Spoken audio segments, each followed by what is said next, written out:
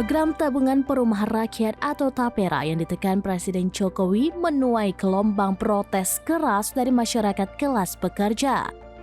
Pasalnya gaji pegawai akan dipotong untuk tabungan pembiayaan rumah sekalipun pegawai tersebut sudah terlebih dahulu memilikinya. Program semacam ini ternyata juga diberlakukan oleh pemerintah Korea Utara namun tanpa biaya alias gratis. Dikutip dari Daily NKVA Tribun News pada Selasa 4 Juni 2024, sebanyak 50.000 rumah akan dibangun di kota Pyongyang.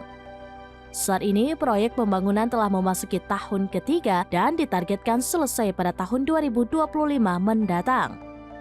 Pemimpin Korea Utara Kim Jong-un mengatakan program rumah gratis bagi warga ini merupakan keinginan sang ayah Kim Jong-il.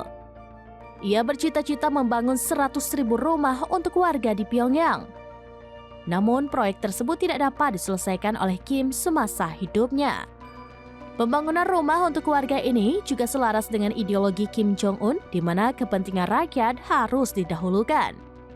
Sementara itu di Indonesia, program TAPERA yang dibuat pemerintah menuai polemik. Meski baru akan diterapkan pada tahun 2027, masyarakat secara terang-terangan menolaknya.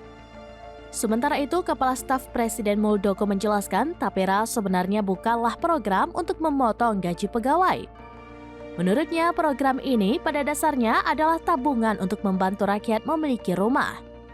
Namun demikian, kebanyakan masyarakat Indonesia, terutama dari golongan pekerja, menilai bahwa program TAPERA ini tidak jelas bagaimana realisasi ke depannya.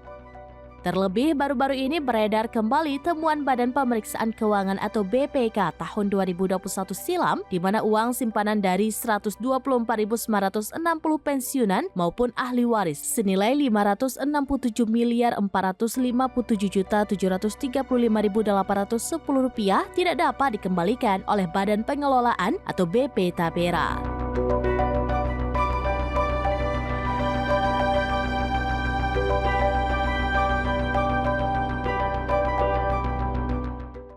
Download Tribun X sekarang, menghadirkan lokal menjadi Indonesia.